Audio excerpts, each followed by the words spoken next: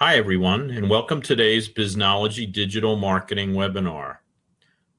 I'm Mike Moran, founder of Biznology and a senior strategist at Conversion, Revealed Context, and Solo Segment.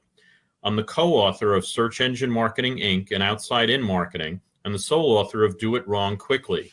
I'm a veteran of IBM, retiring in 2008 as a distinguished engineer.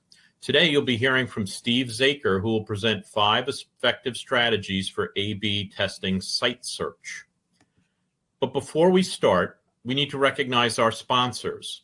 Geras Corp, a full-service digital strategy firm that reaches deeper into the conversation than any other agency anywhere.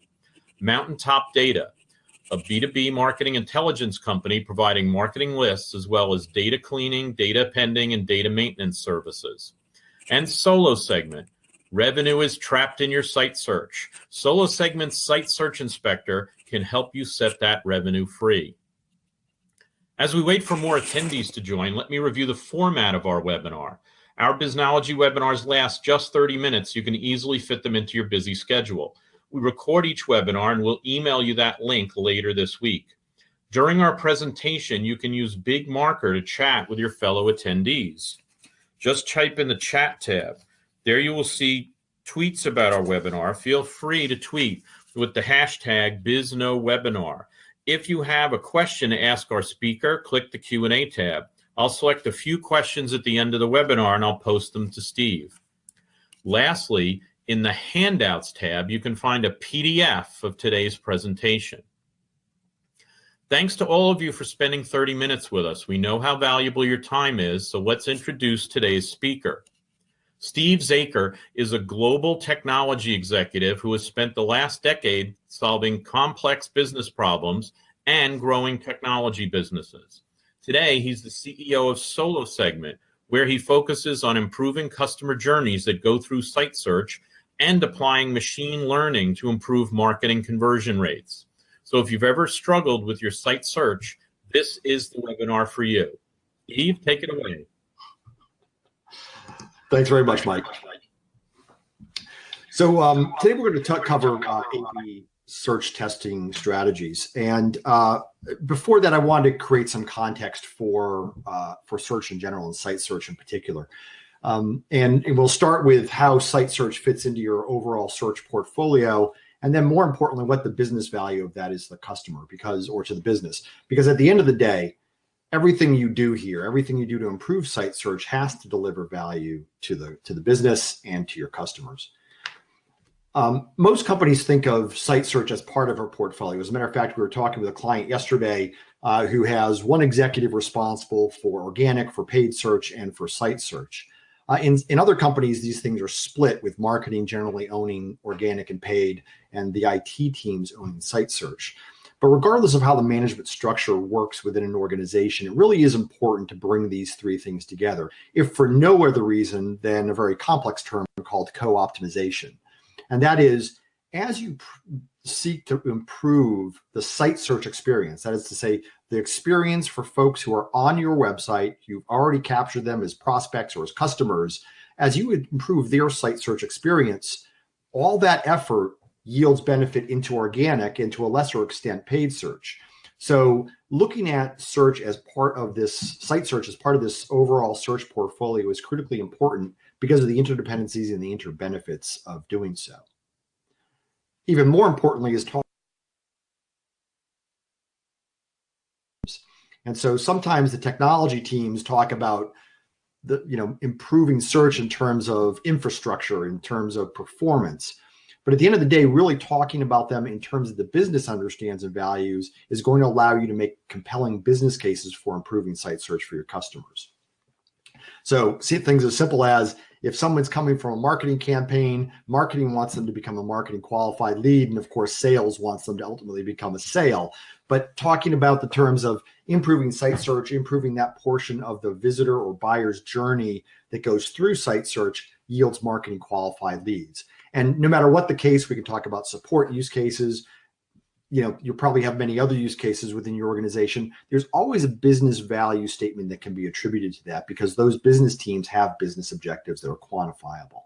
And of course, improving all of that improves the customer experience, hopefully improving customer satisfaction and net promoter score values. Most of you who are working in site search probably already know this, but I think it's worth covering just to make sure we have a common language for this presentation. When you look to improve site search results, there are two approaches that you take.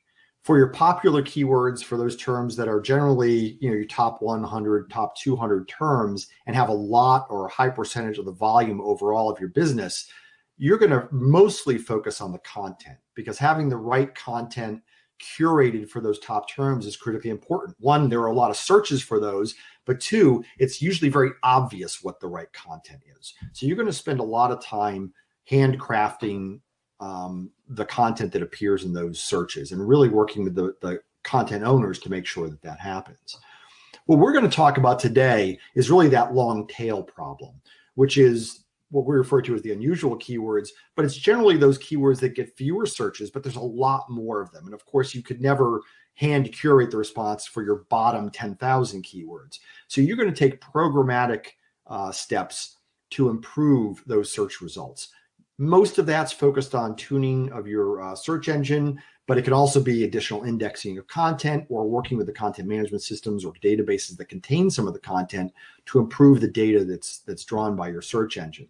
But that really is, the long tail is the focus of the conversation today.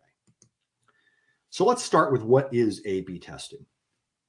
For those of you familiar with marketing, right? When you see a marketing campaign or land on a marketing campaign landing page, often that campaign landing page has been tested using two versions.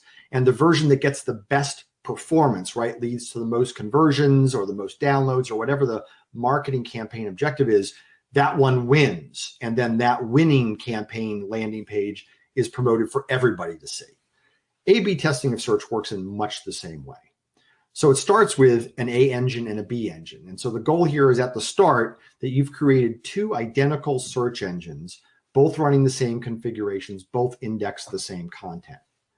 And in front of those two search engines, you've built a query distributor. And this is a very simple piece of technology that just takes whatever inputs coming from the search box and for a particular searcher routes them to the A engine or the B engine.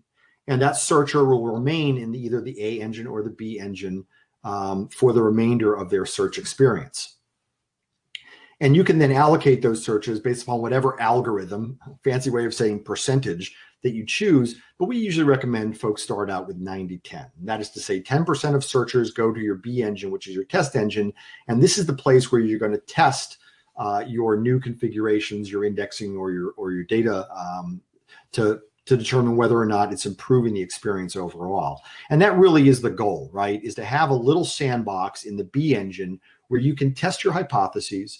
If they work, then you can promote those changes to the A engine. If they don't work, you keep them in the B engine, revise your hypothesis, make some other changes, and go ahead and run a new test. Now, you can also use an A/B test in another use case, which is when you're changing search engines. So we find there are a lot of reasons why folks might go from one engine to a new engine. Usually it's chasing new features and function. Sometimes an old engine is going out of support and sunsetting, so they have to move. We've seen that recently with some of the changes that Google has made. But in a like sense, what you want to do is you probably have pretty good performance in your old engine. So when you bring the new engine up, you want to have at least that good a performance in your new engine. And the challenge there, of course, is your old engine has probably years of tuning and indexing and all the other stuff that makes good search results. So you have to replicate that in your new configuration in your new search engine. So in the same sense, you put your old and your new engines behind the query distributor. You begin to route some of your traffic to the new engine, and you just look to improve that new engine's performance over time in terms of success, so that when it's ready to go, when it's gotten to a point where it's performing at least as good as the old engine, you can swap it out and then continue to tune the new engine. And of course, that new engine then becomes your A engine. You can stand up a whole separate identical an identical instance of your of your search engine as your new B engine, and then you can run the same testing in production that I referenced earlier. So there's lots of different ways you can use A/B testing, but the goal really is to be able to test in a sandbox outside of your production engine so that you don't make your production engine worse without having some real live data about what's going on in the business. So let's talk about tips about how to do this. And by the way, a lot of these tips really do apply to search improvement in general, even if you're not using an A/B engine setup. We, of course, recommend that setup because it allows you to do all this testing without, again, meddling with the large proportion of your searchers. But again, many of these tips will apply to any of the work that you're doing in your search improvement efforts. So tip number one, measure. This seems really obvious, but it is startling how many companies don't actively measure site search performance. Only 15% of companies actually have people dedicated to this work. It's a little less than half don't measure it at all, really just kind of have their site search on autopilot. So paying attention and measuring it in quantifiable ways is really important, because what you measure is what you get. And if you're ignoring it, your results and your searchers, that is your customers or your prospects' experience, is going to suffer for it. So what do you measure? Success at the end of the day is what your customers care about. Success for them in kind of layman's terms is that they're finding the content that they need to achieve their objective. So if they're coming in to download a white paper, they're able to find that white paper and download it. If they're coming in for support, they're able to find the document that answers the support question. If they're coming to buy something, that they're actually able to ultimately put that in a cart and check out. So success for the customer is kind of conceptual, but as search professionals, we can actually begin to quantify that.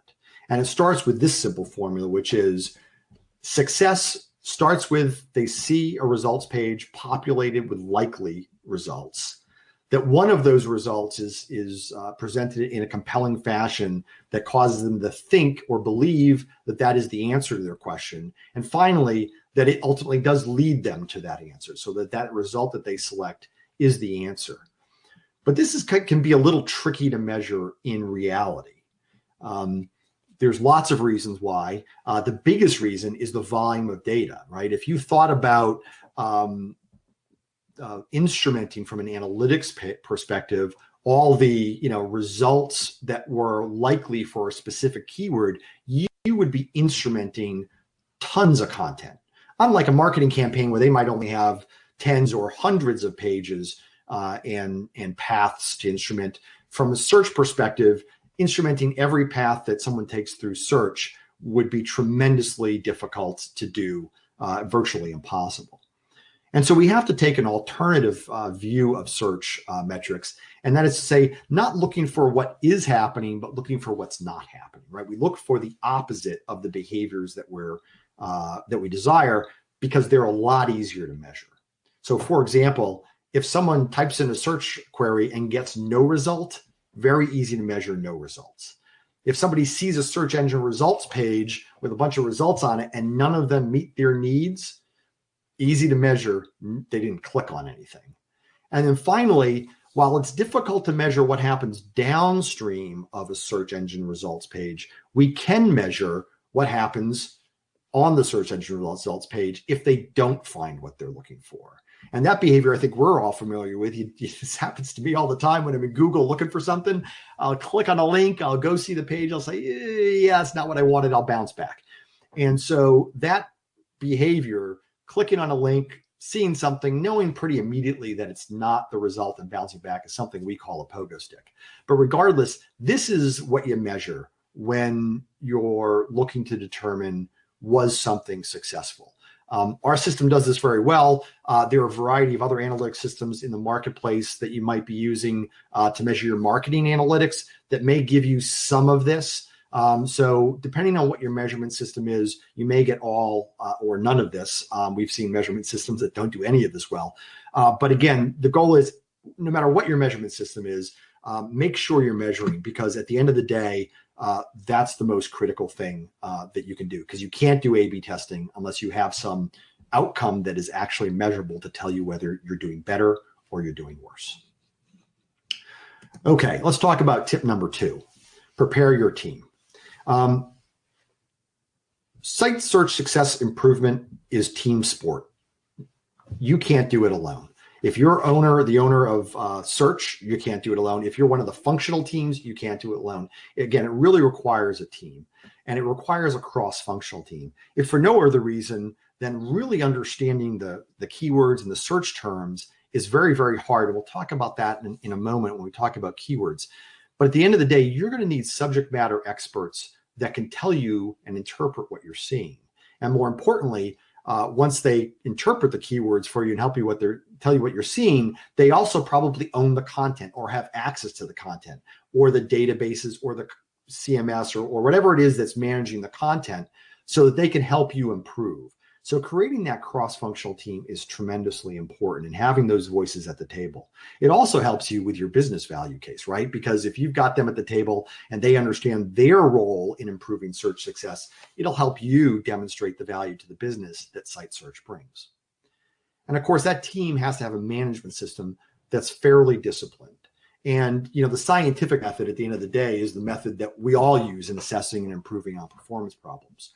And you start with a guess, right? A hypothesis. Gee, we've got to change this setting in the search engine, or index this content, or make these changes in this content management system. Whatever that is, you come up with some hypothesis about why performance is low for a certain set of keywords.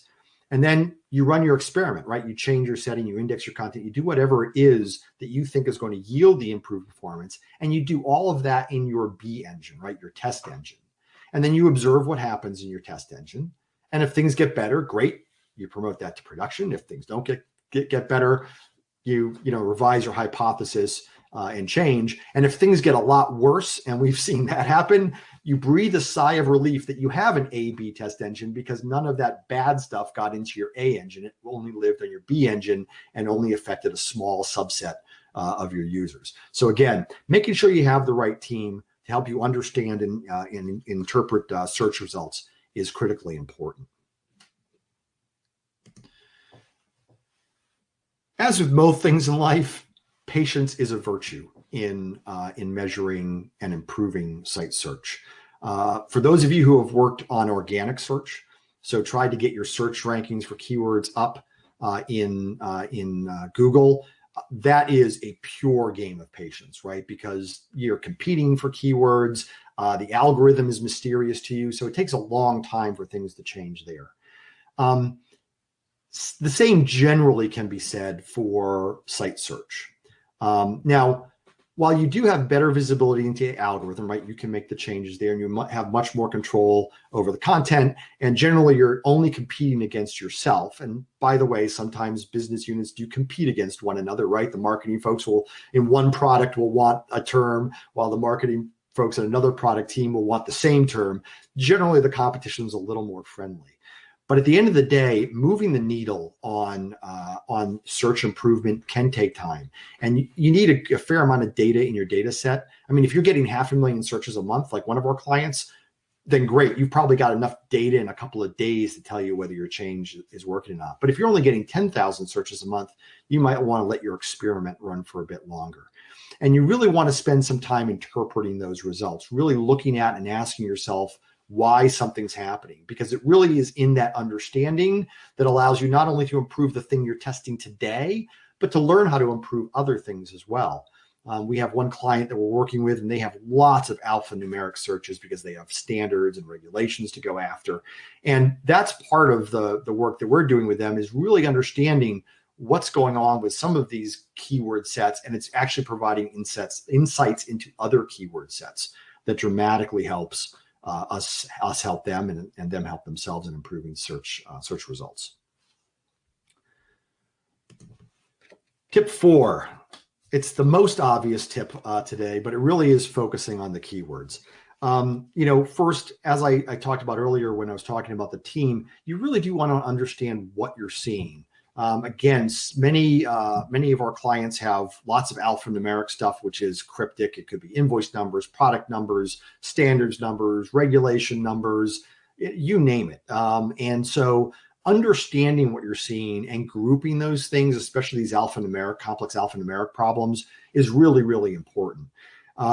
Those subject matter experts are going to help you understand that. So the finance guys, they're going to know what an invoice number looks like. Every product team is going to know what their product numbers look like. The customer success teams might know customer numbers and those sorts of things. So they're going to know exactly what those keywords mean and going to help guide your efforts. And also they're going to be great partners because they often own the systems that are going to help you with some programmatic fixes. So for example, if there's a system out there that's just spitting out garbage titles, well, the person who owns that system is probably going to be your subject matter expert, or is going to know the person who's going to own that system, and they can help you make those programmatic changes. So focusing on these keyword groups and the subject matter experts who control them, or at least are informed about them, that's going to be a critical element to helping you improve your search results. And then the final tip is know your vendor. The great thing about site search, as opposed to Google or Bing or any of those guys, is you have the ability to play with the knobs and the dials on your site search engine. That's also the biggest downside, because sometimes it's hard to discern what a feature or what a configuration is actually going to yield in production. And so one of the great challenges is sometimes you'll make a tuning change, and while it makes perfect sense that you're going to get a desired outcome to you and to everybody who's working with you, sometimes you get exactly the opposite. We did have this with a couple of weeks ago with one of our clients. They turned on a feature and it was nonsensical to us. And when we finally went and talked to the vendor, they said, "Oh yeah, that's the way it works." Okay, good. Our bad. We didn't understand that. But having that instinct or that bias to reach out to your vendor sooner versus later can certainly save you a lot of heartache in your site search success efforts. So, again, lots of tips in here, lots of ideas for that journey of improving site search success. I can't stress, though, the importance of having that A/B setup. It has allowed us to work faster with a lot of clients. And even for those clients that didn't make rapid progress, the amount of understanding you get out of A/B testing, because that B engine really is that sandbox where you can test things out. The amount of understanding and insight you get into your search journey is just immeasurable. Mike, back to you. Well, thanks, Steve. I'm sure our attendees have a much stronger idea of how to A/B test their site search, but you didn't answer every question. I've got several good questions from our audience teed up for you. And I like to remind our audience that it's not too late to ask your own question by typing it into the Q&A tab. People who use your site search are your best prospects. They know what they want and then they think you have it. If you're like most companies, your site search lets them down just at the moment they're ready to buy. If you're ready to improve your site search return on investment, but you don't know where to start, Solo Segment has a special offer just for listeners to this webinar. The first 3 listeners to contact info@solosegment.com will receive 50% off their site search inspector for their website for 6 months. You can start immediately tracking search metrics, plus you can give your team access to a knowledge base that tells them exactly what to do to improve those metrics. So it's info@solosegment.com, and tell them you were at the Biznology webinar to get your half-price discount while it lasts. If you're too late to be one of the top 3, you can still get 20% off by mentioning the webinar. We're about to start firing questions at Steve, but we need to thank our sponsors once again. Geras Corp, a full-service digital strategy firm that reaches deeper into the conversation than any other agency anywhere.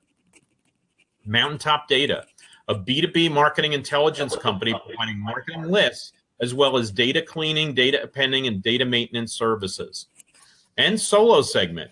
Revenue is trapped in your site search. Solo Segment's Site Search Inspector can help you set that revenue free. Now, on to your questions. Steve, first question is a really good one, I think. Why can't people use an A/B test tool to do this, like the one that they already use for other marketing, like Optimizely or some other A/B test tool? Why doesn't that work for site search? Yeah, I mean, well, first and foremost, there's a data volume problem, right? Which is to say that, a lot of the marketing folks are using, so if you were to A/B test landing pages coming out of site search, there's a pure volume problem. But what we're really talking about is the engine itself, right? So let's back up, right? What you're really testing at the end of the day is the engine. So you have to have a separate engine configured, an entirely different stand-up, and that's very different from just having a second version of a web landing page. So again, it's the concept is identical. The execution is very different because those marketing systems will not stand up a separate instance of your search engine. So you have to have that second thing established, and then A/B test those two things against each other.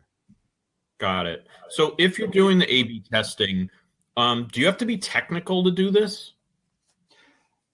Yeah, certainly to search, whoever's, setting up your engine, you're going to need support of the technical team to do this. But I mean, at the end of the day, once you've, read the user manual, I'm going to be a little hesitant here because it depends on your search engine and how sophisticated its configuration settings are. Like we have one client who uses a pretty new search engine, which has these beautiful little sliders to help you with configuration.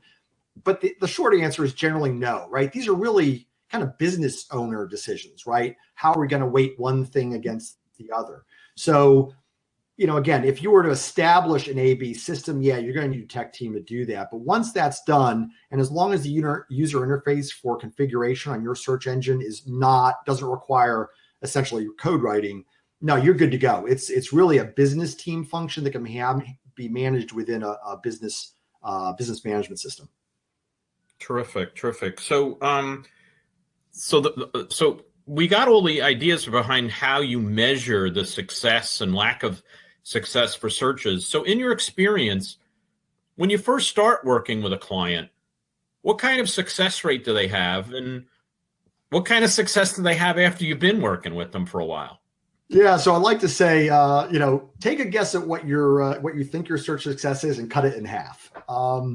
That's kind of a rule of thumb. We find generally, I don't think anybody was below 20% search success, but I also don't think anybody was above 30% when they started with us. Wow. So about 1 in 4 actually work.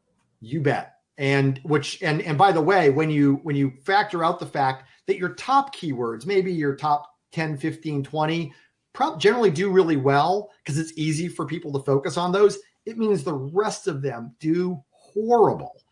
So that's where people start. Where do people get to? We like, if in 6 to 12 months, you can get up to about 50%, you're doing really well because 50% is kind of, it's good. 50% would be good. I think there are diminishing returns beyond 50%. I think if you're diligent about focusing on it, you can get up probably into the 70% range. But beyond that, there's really diminishing returns. Now, if you can get your top 250 keywords to 100%, now that's awesome, right? Because now you're satisfying 5 or 10%, depending on the distribution of your searchers. You can satisfy them with 100%, success. So that would really be the goal. Overall, 50 to 70%. But for your top keywords, your top 5% of searches, if you can get them to 100%, that's an awesome result. Terrific. And so we have time for just one more question. If you had one piece of advice for something that people should test, the very first thing that they should test, what would that be? Assuming that you're measuring really, really well. That's always my first suggestion. The first thing you should test, it's your titles, the weighting of your titles, right? We find, especially when a new engine goes in, it's those titles that usually aren't weighted enough. And if you have good titles, that's going to matter a lot. Part of the downside and the challenge that we see with a lot of clients, especially those who have a lot of programmatic content being delivered, one client has a large standards database, is sometimes the titles are absolutely awful coming out of there. Like every entry has the same title. But again, if there were low-hanging fruit, if you had really awful performance and you were to go and change one setting, it would likely be the weighting of titles. Excellent. Well, hey, thank you, Steve, for all this great advice. Terrific ideas. And we especially want to thank our audience for your participation and your questions. if any of you had questions that we didn't have time to answer, you can email your question to Eileen, Eileen, at MikeMoran.com, and she'll be sure to get them to Steve for the answer. Later this week, we'll send you a link to the recording of this webinar to listen to again and to share with others. And we also invite you to come to our next webinar, Back to Basics, a method for B2B success with Garrett Merguth at 11 a.m. on March 6th. We hope to see everyone back here then. Bye, everybody.